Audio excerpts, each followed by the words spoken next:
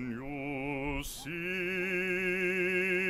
by the dawn's early light what so proudly we hailed at the twilight's last gleaming, whose broad stripes and bright stars through the perilous fight o'er the ramparts we watched were so gallantly streaming, and the rocket's red glare, the bombs bursting in air, gave proof through the night that our flag was still there.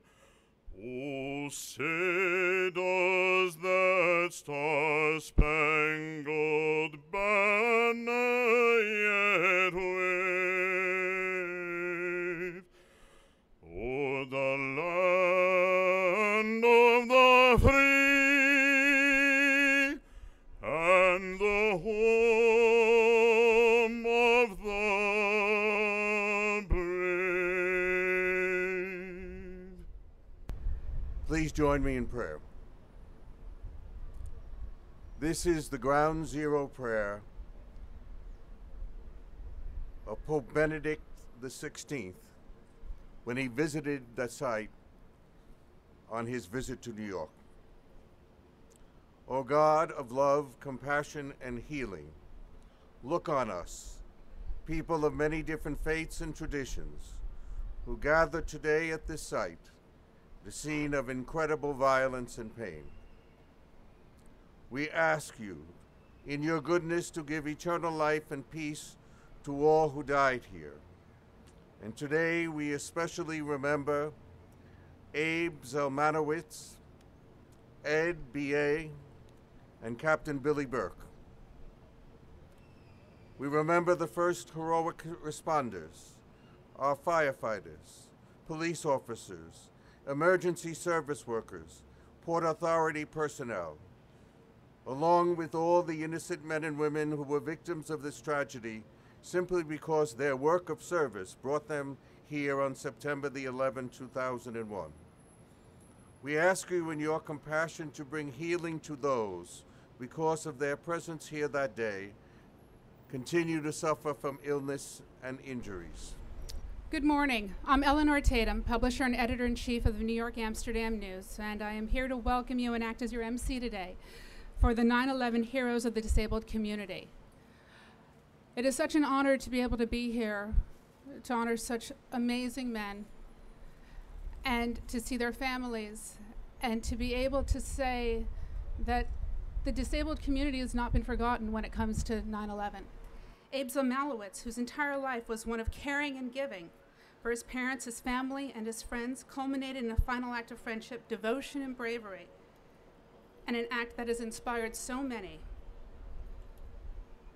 We've heard from people all over the country about this man and what happened on that day, and how Abe refused to leave the side of his friend, and how Captain Billy Burke sent all of his men out and stayed there with Ed. And these three men perished together, but they were all true heroes. So today we honor them and their families.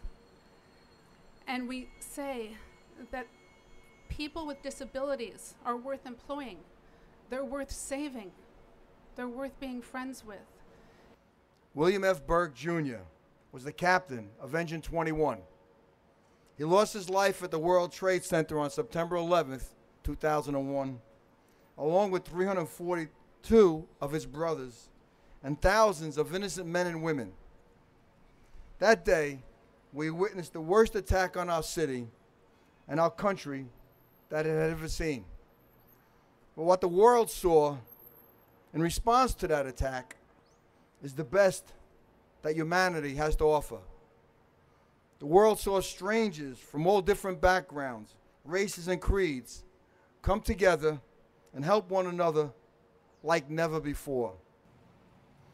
Billy and the members of Engine 21 were with Ed and Abe, desperately trying to determine a way to get Ed safely from the building when the ground shook violently and the South Tower of the World Trade Center collapsed.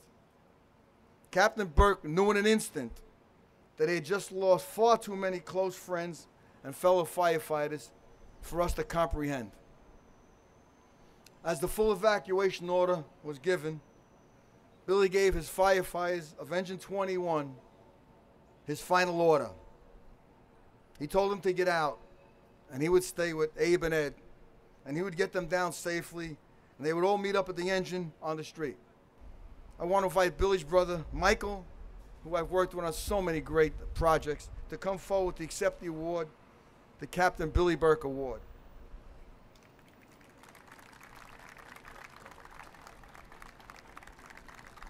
The inscription reads, "The concepts of Independence Board of Directors acknowledges Captain William F. Burke, Jr.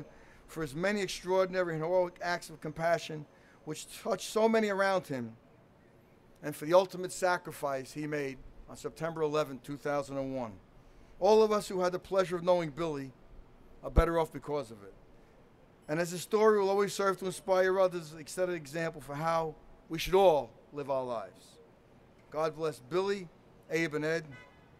Thank you for allowing us to honor the three great men, and I'm so proud to present this to Billy's brother, Michael.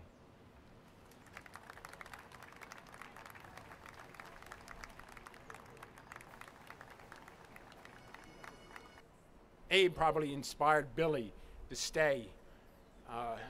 He would never have left those two men behind, inspired by their courage and their sense of commitment to their fellow man.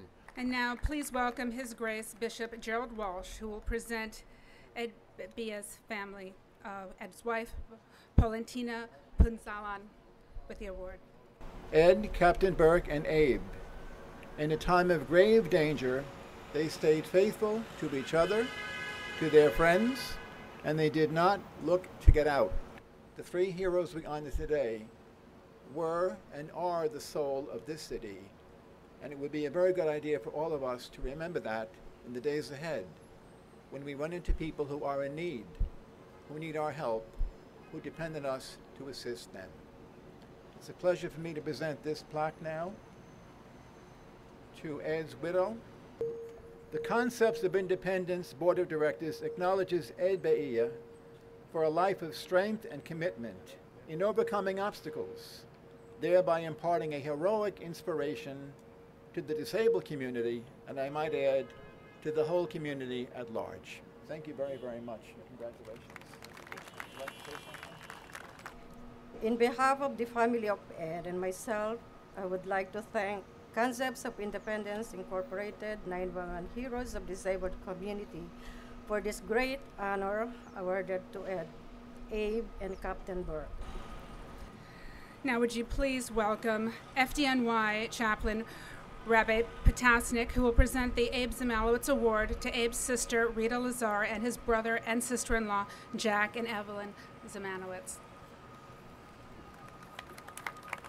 Thank you, Eleanor, Bishop, Monsignor, Commissioner, Engine 21, ladies and gentlemen. Let me say to all of you here, Abe and Ed and Billy taught us something that we should remember always. And that is that we can walk into separate houses of worship, but when we walk out, we better learn to walk together. Mizanando, we're here. We didn't forget you. I think today again, we can say, Mizanando, we're here. We didn't forget the three of you. And in their spirit, may we continue to do what they would have wanted us to do. That is, we of different faiths learn that we can walk together as one family. Amen. Presented to the Zelmanowitz family in memory of Abe's incredible selflessness, kindness, and compassion towards his fellow man and his ultimate sacrifice, on September the 11th, 2001. To present the Corporate Excellence Award, I'd like to welcome Concepts consumer Thomas K. Small, attorney at law. It is a solemn obligation to participate in this ceremony today. Like most New Yorkers, September 11th was perhaps the most significant day in my life. And so today, on this solemn morning, as we remember these three really, really important people, we also need to say thank you to Empire Blue Cross and Blue Shield for bringing Abe and Ed together. And on that note, I would like to present the award to Blue Cross and Blue Shield. So again, for an employee of a company for 22 years, I won't be talking about a particular project that I worked on or something maybe that I've accomplished over those years. If I'm asked, what day do you remember the most? I remember 9/11, and I remember the spirit of humanity that followed. So I just like to extend my thoughts and prayers to those that are here today, the family, the first responders, the firemen, all that you know have been impacted by this day. So thank you very much, and on behalf of the Empire community, I so proudly accept this award. Thank you. So in closing, please welcome Concepts CEO Tony Caputo and Concepts consumer and retired FDNY John Mark Barbuca. When it comes down to it, it's not who we are, it's what we do that defines us. I'm no longer in uniform, as my brothers are, but I still feel it, and I still think of it every day that I'd love to be out there in the field. But right now, I do know that we as individuals, we're all different, but when we do the right thing, we're all the same. And at the same time, I would also like to add that life is not constant, but it gives us constant challenges. And the way we approach these challenges and the support that we have, that's why today we're honoring 3 extraordinary men. And I am honored just to be here today, to be a part of this. So, as everyone knows, this is just an honor, and thank you. Thank you for remembering. God bless you, and God bless the USA. Thank you. We'd also like to extend a gratitude to the Burke Zelmanowitz and Beyea family, also the New York City Fire Department.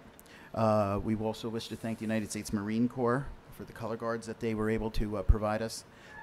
Also Gary Cronin of Minuteman Press, Captain Adam Schwinn, and the entire FDNY Engine Company number 21, and of course American Sign Language to assist us with this event. We'd like to thank them. We'd also like to thank Megan Taylor and Joe Lawless, because they were the ones that really had the energy, stamina to put this all together, and they did a fantastic job. We also like to thank our sponsors to help us fund this event.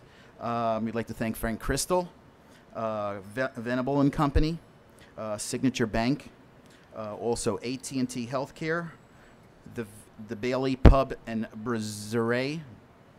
We'll figure that out later. Yeah? Brasserie. Okay, and it's got nothing to do with bras. It's got to do with food. The Buck Consultants, Diversified Pensions, Gallagher Benefit Services, General Vision, and the Law Office of Michael LaMagna and Mobile Health. So we want to thank them as sponsors. He did work for Empire Blue Cross, and of course today we want to thank them for allowing an opportunity of an individual to not only be hired by them, but also to move him up the ladder to a higher level position. So we want to thank and honor them. Abe Zelmanowitz, as we know, was a programmer. The two became very close friends. And I want to quote Abe's sister-in-law, Evelyn, as saying that they were very close, sharing their love of music and books, trading back and forth. Abe was a single man who lived in their basement with his brother and sister-in-law and family. On the Sabbath, he would walk from one end of Brooklyn to the other to check on his elderly father. Ed, those of you who know him, or knew him, was a very large person. He was over 300 pounds, and certainly he was difficult to lift. Abe volunteered to stay with Ed, so, and telling his aide, Irma, to basically go down, leave the building, go get help. We certainly know that as the first tower had collapsed, or Tower 2 had collapsed first, Abe must have known that it was only going to be a matter of minutes where their tower would collapse. I know Abe had called his family on his cell phone telling them that they were okay, and they tried to plead with him to leave, but he did not. He wanted to stay with Ed. President Bush recognized this event during the National Day of Prayer and Remembrance, and he's quoted as saying, "One man could have saved himself, but he stayed until the end at the side of his quadriplegic friend." The story had spread, and when it got back to the Zelmanowitz family, a quote was taken from a man from Australia that said, "To find such goodness in the midst of evil is like a ray of hope for humanity." And we'd like this day to begin to spread that ray of hope with all the differences that we have throughout the countries and within our nation, and we'd like to see how we can remember these three men and possibly from them use it in a way that we could all bring peace and harmony throughout all of us. I'd like to quote again, another quote from Esther Zelmanowitz, the wife of Abe's nephew. "His actions of that day were his actions of every day. He was an Orthodox Jew who read his Bible, attended synagogue regularly, and treated his friends the same regardless of religious or other differences." Captain Billy Burke made a choice on September 11th to stay in the North Tower of the World Trade Center. His decision would cost him his life, but in making it, he undoubtedly granted life to many others. On the 27th floor, as Burke searched for anyone who lingered in the building, he came upon fireman Rich Billy. Fireman Billy recalled that Burke's timing was unbelievable. Burke showed up, Billy said, just after the North Tower went through a great convulsion, which Burke knew was caused by the collapse of the neighboring South Tower. However, Billy, for his part, still wasn't aware the other tower was gone. Their radios were not working. So we know that both Abe and Captain Burke knew that it was only going to be moments before their tower was going to collapse, and they stayed with a 300-pound man who was a quadriplegic, even in best situations without any attack, to carry Ed Beyea 27 flights of stairs with his wheelchair, needing oxygen, would have been a miracle. They knew when they stayed with him that they were caring for this individual in the last few minutes of their lives. That is definitely the definition of selflessness. And I am extremely touched by knowing all of you, and I think it's another omen that as I'm completing this service, it's beginning to rain from above. So before we all get wet, I want to thank everyone for coming.